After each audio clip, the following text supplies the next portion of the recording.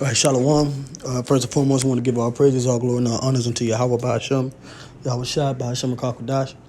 With double honors to the apostles and the elders of Great Millstone. Shalom to the hopeful elect. It's another edition of GMS News and Prophecy.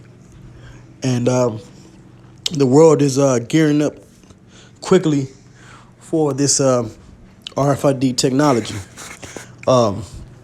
It's getting introduced everywhere. All kinds of different applications are being utilized by this technology, and this is the way that the world is going. You know, the implantable microchip is nigh at hand. You know, which is the mark of the beast. Is soon to come. It's soon to overtake the world, and it's only a matter of time before these celebrities and these different business corporations promote it as the solution to this world crisis. Which the world crisis right now that's happening is, of course, we know is the COVID-19 pandemic that is still to this day infecting and killing people, as they say. And that's the catalyst that is being used for really the whole world to go into a reset. All right. So what I have here is I have a few articles, but this one here is from Forbes.com. And the headline reads, RFID, tiny wonders behind friction-free grocery shopping. And this is dated April 28, 2020. The prophecy. And this is something that we haven't heard of before, dealing with, as they say here, friction-free grocery shopping. Matter of fact, let me just read this. It says, how cool would it be if you could get what you need from the local grocery store and just leave? No dealing with cashiers, no fuss. Amazon.com has been fiddling with the idea since 2015, and we've been on top of that since 2015, maybe even 2014, when certain things were coming out. We here at GMS Israelites, starting with the apostles on down, we have been teaching about how these different grocery stores are utilizing, or how these Amazon Go grocery stores are utilizing this RFID technology. You won't have to pay for anything. Well, as far as going through the cashiers, but you have to pay through your microchip implant, all right, or your smartphone. So it says now it's ready to open a grocery store in Seattle that promises the convenience of online shopping in the real world. So they're really gearing up for this, man. All right.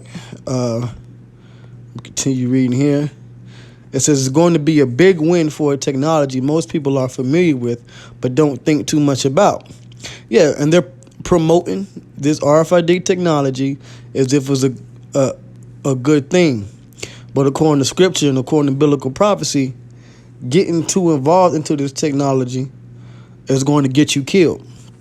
All right? Because the only way that you're going to be able to use it in the future is going to be through the mark of the beast. Injecting a microchip or implanting a microchip under your skin. Okay? So, like I said, getting too involved into this futuristic technology that Esau is pushing out here is going to get you destroyed by the Heavenly Father. All right? And that's pursuing the Revelation, the 14th chapter, starting at the 9th verse. So it says, we have all been there. You're bringing Sarah home from school, but you need to run into the grocery store to pick up a few things for dinner. You're in a rush as always, filling your cart, then waiting in line to have your items scanned one by one. It's a time killer. Self-checkout is generally faster when it works. But even then, nothing is fast with a young child in tow. And it's really just about, you people out there not being patient, man. But they're building this they're wording it in a way to get your mind to say, well, you know what? Yeah, self-checkout is too slow.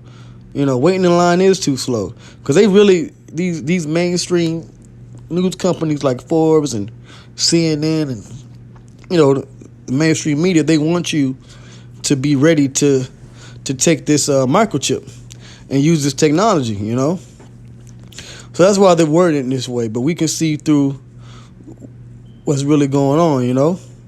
So it says Go Grocery is a product built by Amazon for people in a hurry. It is a 10,400 square foot store with groceries, baked goods, produce, beverages, and easy to prepare meals. It says it's the kind of smaller, focused bodega type grocery store you might find pinned at the corner of any urban block. What makes it unique, other than its Amazon branding, is its new age convenience. All right, so let's see what this new age convenience is. So I'm going to jump down. It says customers will enter Go Grocery, scan a QR code that connects to their Amazon account, pick up the items needed, then leave. That's it. All payment details and product tracking are handled in the background by cloud-based payment infrastructure and cameras. Lots of cameras.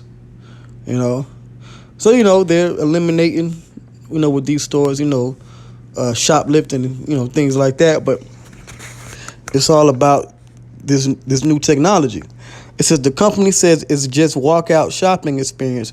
It's made possible by the same types of technologies used in self-driving cars, computer vision, sensor fusion, and deep learning. That's cool, but what if you're not Amazon.com? Other companies are trying to duplicate this experience using radio frequency identification tags. All right? So there you go. And they want to push this technology into the human body. RFID tags has been around since 1948 when they were developed by Harry Stockman. Today, tiny RFID tags are used for everything from subway passes to livestock tracking. This technology is compact enough to be attached to labels and stickers, right? And even inside your body, man. And that's nothing that I need to get extra information on. All of you should know this, okay? So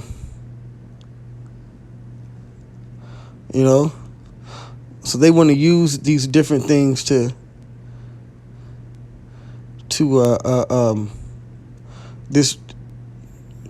create this RFID technology world around you. And that's what you call the Internet of Things. Everything is going to be tracked, tagged, numbered, and marked, including people. Okay? All right? So now I want to go from this article here. Right? And this is a good article. I'll leave the links as usual. Right? I get this one here. Now, this is from, let's see here, VogueBusiness.com. All right, Vogue Business. All right, it says a new denim collection gives jeans a digital identity. This is May 5th, 2020. Upcycling brand, the R Collective, has partnered with Levi's on a new iteration of traceable fashion. All right. So they want to be able to trace your clothes. This is today's date, May 5th, 2020. All right.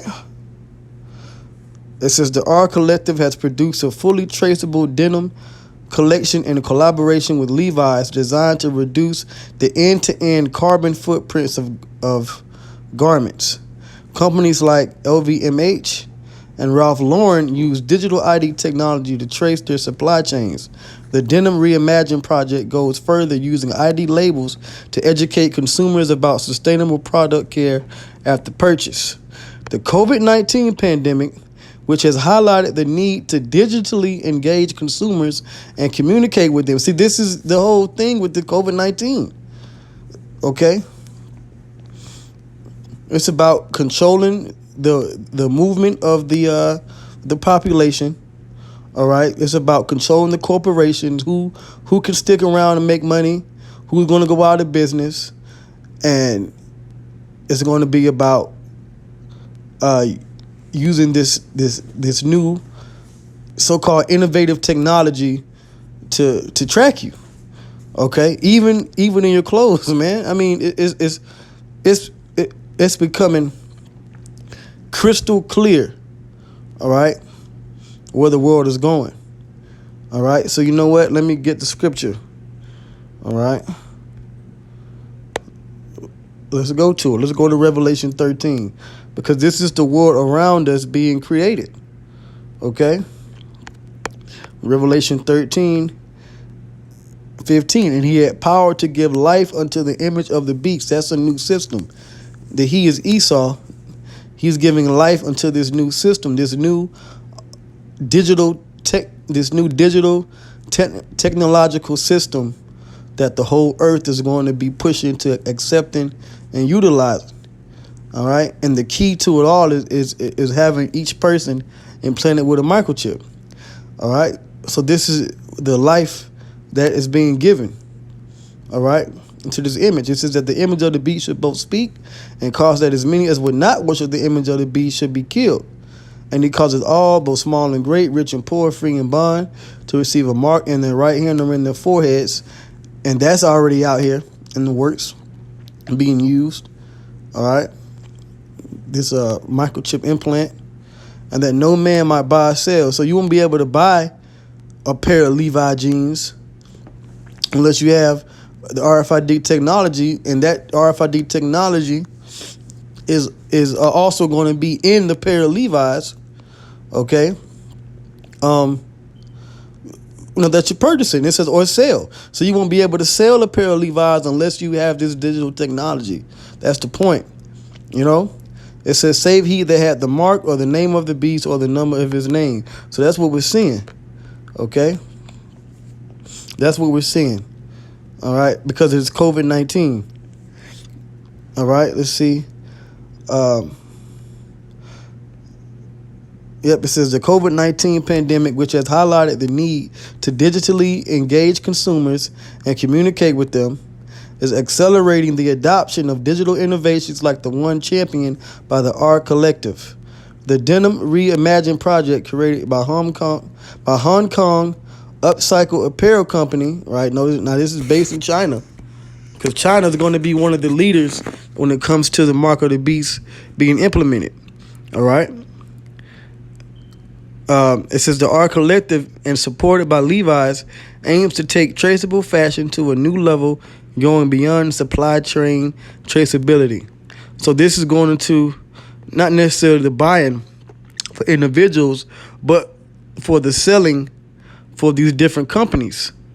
So this also goes hand in hand with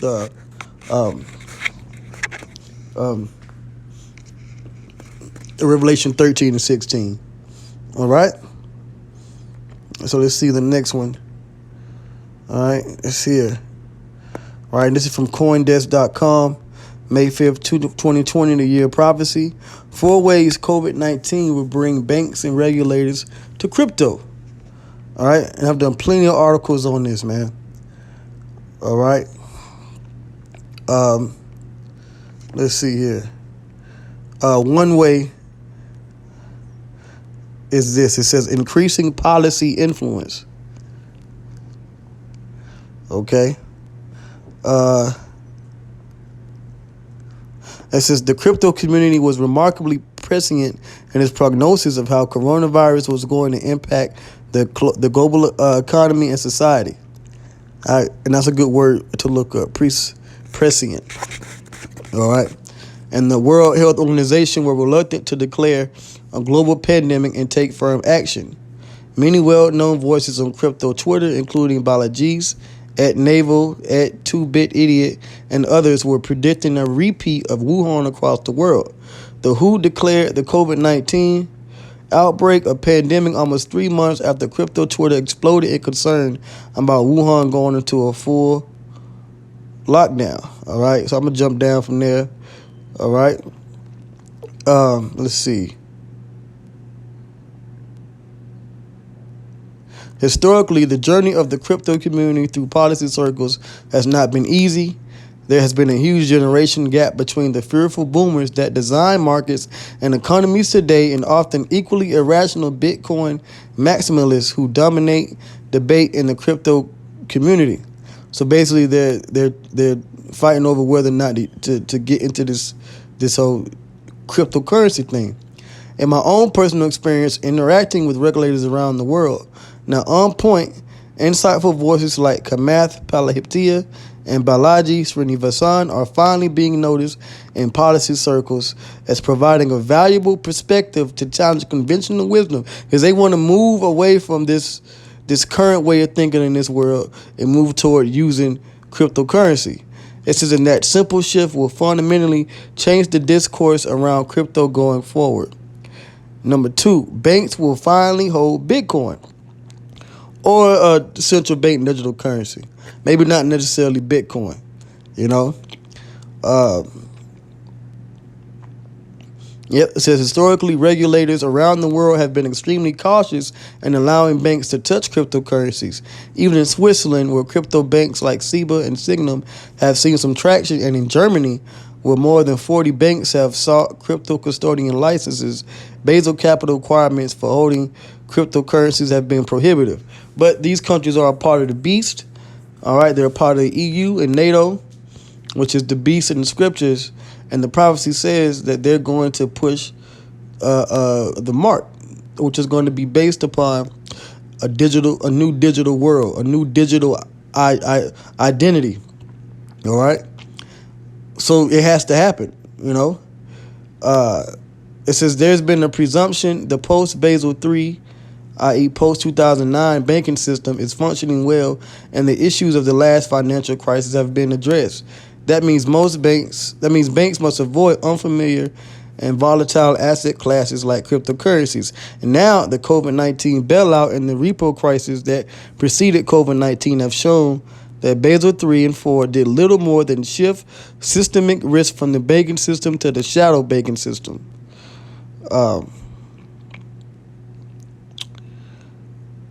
Everyone from Federal Reserve Chairman Jerome Powell to macro investing legends like Ray Dalio have been humbled by this entirely white swan event. All right, and Apostle R, he did a video talking about the black swan event, you know, which is basically an event, the event that's going to change the world. But you also have a white swan event. All right, let's see what this says.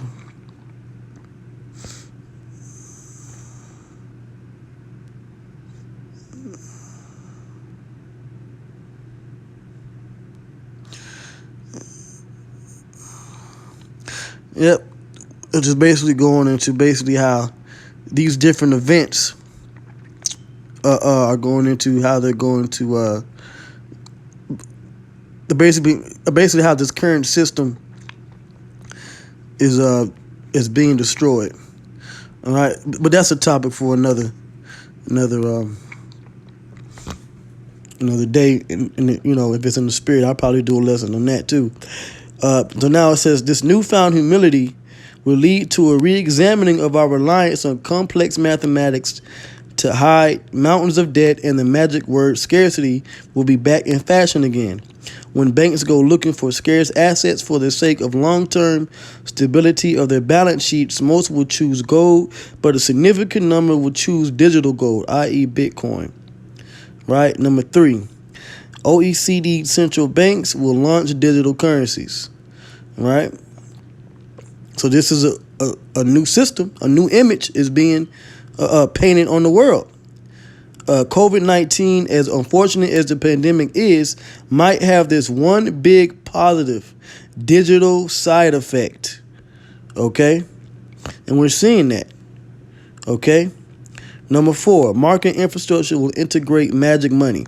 Which the money's already created on the computer, you know. Let's see. So now let me read this here. Some experts like Caitlin Long, who has led the charge in Wyoming to create a favorable environment for the crypto industry, believe such a shift will bring more institutional money into crypto. I feel that while an institutional wall of money will benefit our industry, what's more important is that the road to cross-border, peer-to-peer electronic money might not have become shorter. And COVID-19, as unfortunate as the pandemic is, might have this one big positive digital side effect. So basically, out of this COVID-19 situation, they're going to introduce cryptocurrencies to the world. The technology will be based upon biometrics and RFID, and for the individuals to be attached to this new system. Individual people, small and great, rich and poor, free and bond, are going to have to get the mark of the beast, which is the RFID microchip. All right. And pursuant to Revelation 14:9, if you take the mark of the beast, the Lord is going to destroy you. You know. Matter of fact, let me read it since I brought it out. Right, because I read it here. I read this chapter. All right. So let's go to Revelation 14. Let's see. So I'm actually going to start at 11. It says, "And the smoke of their torment ascendeth up forever and ever." This is Revelation 14:11. "And the smoke of their torment ascendeth up forever and ever, and they have no rest day nor night, who worship the beast and his image, and whosoever receiveth the mark of his name."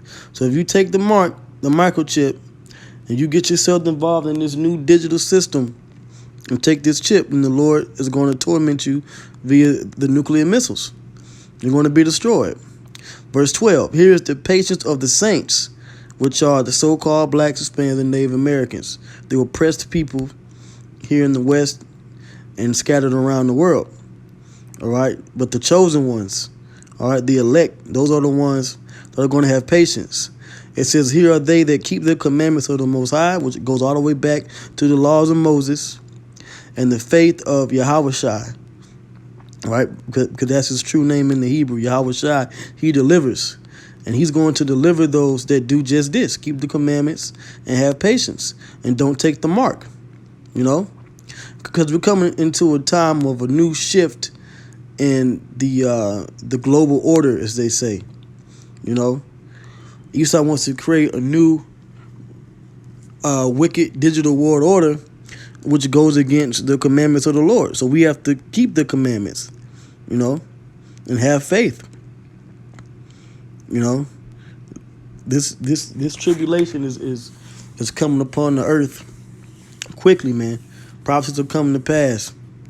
You know, the world is changing around us. You know, white swan event, black swan events. All right, but it's all according to what the Heavenly Father wills. You know, but with that, you know, I hope this is edifying. All praises, all glory, and all honors going to Yahweh, Ba'ashem Yahushai, Ba'ashem Rakakwadash. Double honors to the apostles and the elders of the great millstone. Shalom.